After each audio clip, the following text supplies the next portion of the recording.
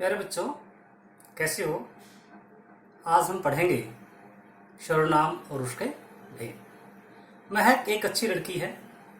महक 10वीं कक्षा में पढ़ती है। महक को गणित विषय बहुत पसंद है। महक की आयु 14 वर्ष है। महक एक अच्छी खिलाड़ी भी है। यदि आप इन वाक्यों पर ध्यान देंगे तो आपको महक महक महक कई बार सुनाई देगा, जो कि थोड़ा सा उचित नहीं लग रहा, जो कि रुचिकर भी नहीं है। इसीलिए संज्ञा के स्थान पर जिन शब्दों का प्रयोग किया जाता है वो शब्द सर्वनाम कहलाते हैं। सर्वनाम का शाब्दिक अर्थ है सर्वनाम, अर्थात सबका नाम। सर्व का अर्थ है सबका, नाम का अर्थ है संज्ञा। सर्वनाम क्या हुआ?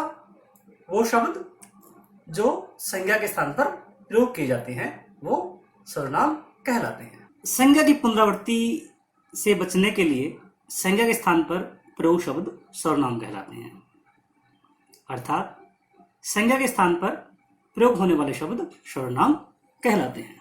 अब बात करते हैं सर्वनाम के भेदों की। सर्वनाम के 6 भेद हैं: पुरुषवाचक सर्वनाम, निश्चयवाचक सर्वनाम, अनिश्चयवाचक सर्वनाम, संबंधवाचक सर्वनाम, प्रश्नवाचक सर्वनाम और निजवाचक सर्वनाम। बात करते हैं पुरुषवाचक सर्वनाम की। पुरुषवाचक सर्वनाम, जैसे मैं बात कर रहा हूं, आप सुन रहे हैं और मैं किसी तीसरे के बारे में बात कर रहा हूं। यदि मैं मेरे बारे में बात कहूंगा, जिसमें मैं, हम, हमारा। यदि मैं आपके बारे में बात कहूं, तुम, तुम्हें, तुम्हारा। यदि हम किसी और अन्य के बारे में बात करते हैं, वह, वे, उनका, तो इस प्रकार से पुरुष के बारे में बात करने के लिए जिन सर्वनाम शब्दों का प्रयोग किया जाता है उन्हें हम पुरुषवाचक सर्वनाम कहते हैं। ध्यान दीजिए, मैं झूठ नहीं बोल रहा हूं, तुम फल खाओ, वह झूला झूल रही है।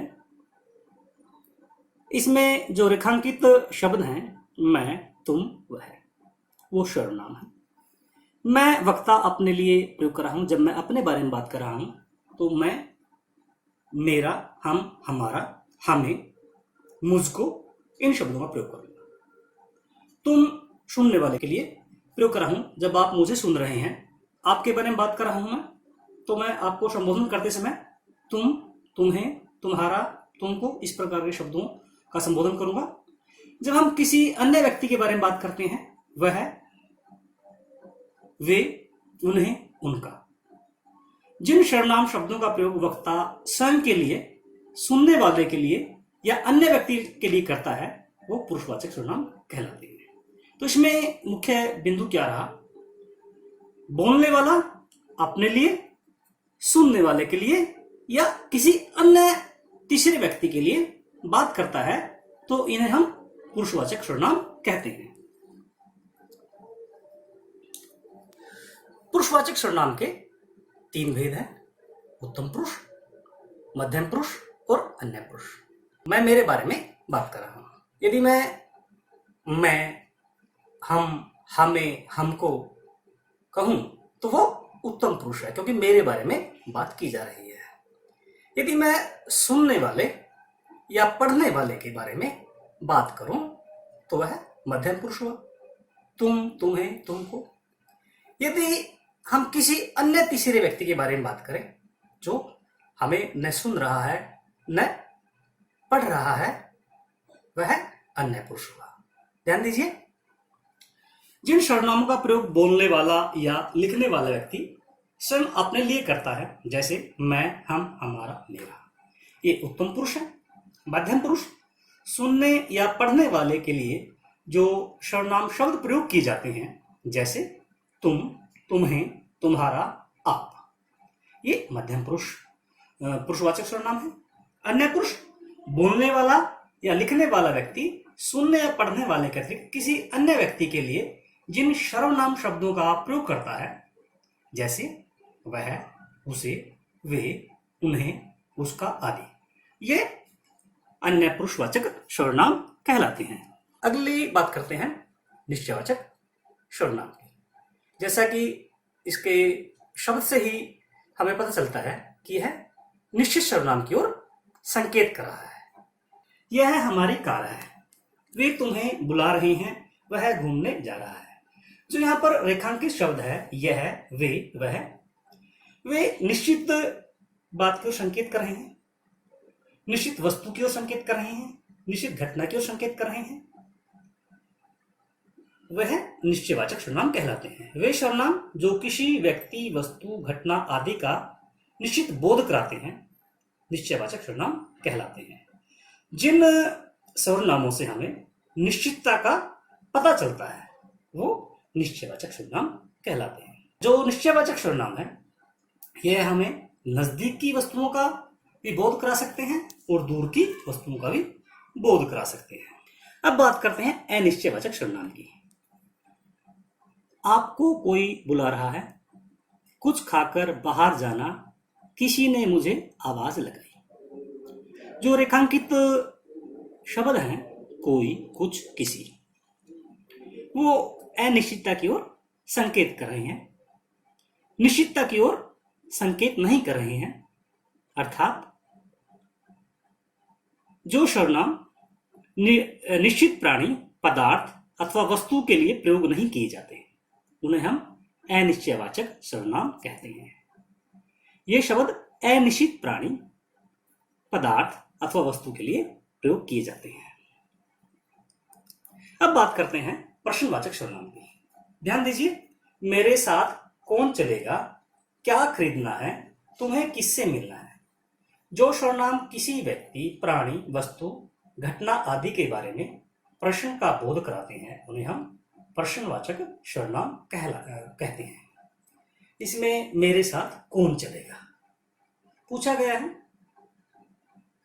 क्या खरीदना है, तुम्हें किससे मिलना है, कौन, क्या, किससे, यहां पर प्रश्नवाचक सर्वनाम का बोध कराते हैं। बात करते हैं संबंधवाचक सर्वनाम की। ध्यान दीजिए, वह लड़का पकड़ा गया जो कल यहां आया था। जो झूठ बोलता है वह कभी आगे नहीं बढ़ सकता। जो पार्क में पहले पहुंचेगा वह जीतेगा। इन वाक्यों में एक प्रधान वाक्य है और दूसरा आश्रित वाक्य है। ये मिश्रित वाक्य है। इन वाक्यों में परस्पर संबंध है, एक वाक्य दूसरे पर आश्रित है। वह लड़का पकड़ा गया, जो, यानी कि लड़का और जो का आपस में संबंध है। जो झूठ बोलता है वह, जो और वह का आपस में कोई ना कोई संबंध है। पहला वाक्य दूसरे पर आश्रित है, ये वाक्य एक दूसरे पर आश्रित है। जो पार्क में पहले पहुंचेगा वह जीतेगा, जो वह। तो संबंधवाचक सर्वनाम क्या हुआ, दो शब्दों में परस्पर संबंध का बोध कराने वाले जो शब्द हैं वह संबंधवाचक सर्वनाम कहलाते हैं। अब बात करते हैं निजवाचक सर्वनाम की। मैं स्वयं चला जाऊंगा, मैं कमरा अपने आप साफ कर लूंगा, आप रहने दीजिए, वह अपने आप ठीक कर लेगा। जो ये रेखांकित शब्द हैं, स्वयं, अपने आप, ये निज व्यक्ति की ओर संकेत कर रहे हैं। निज शब्द का अर्थ है अपना। जिन सर्वनामों का प्रयोग स्वयं के लिए किया जाता है उन्हें हम निजवाचक सर्वनाम कहते हैं। जो सर्वनाम खुद के लिए प्रयोग करते हैं, जैसे पहले वाक्य में मैं स्वयं चला जाऊंगा, जो स्वयं है मैं खुद के लिए प्रयोग कर रहा हूं, मैं निज के लिए प्रयोग कर रहा हूं, अपने लिए प्रयोग कर रहा हूं, स्वयं के लिए प्रयोग कर रहा हूं। मैं कमरा अपने आप साफ कर लूंगा, यहां पर जो रेखांकित शब्द है अपने आप, वो मेरे लिए प्रयुक्त हुआ है। मैं खुद के लिए प्रयोग कर रहा हूं, स्वयं के लिए प्रयोग कर रहा हूं, निज के लिए प्रयोग करा हूं। आप रहने दीजिए, वह अपने आप ठीक कर लेगा। यहां पर जो अपने आप शब्द है उसके लिए प्रयोग किया गया है, वह व्यक्ति उसके लिए प्रयोग किया गया है जो अन्य पुरुष है, कोई तीसरा व्यक्ति है उसके लिए प्रयोग किया गया है। तो निजवाचक सर्वनाम क्या हुआ? जिन सर्वनामों का प्रयोग स्वयं के लिए किया जाता है उन्हें हम निजवाचक सर्वनाम कहते हैं। तो इस प्रकार से आज हमने सर्वनाम और उसके भेदों के बारे में जानकारी हासिल की। सर्वनाम क्या है, सर्वनाम के कितने भेद हैं और इनका हम किस प्रकार से प्रयोग करते हैं। तो आज के लिए इतना ही काफी। बहुत बहुत धन्यवाद। जल्दी मिलते हैं नए विषय के साथ।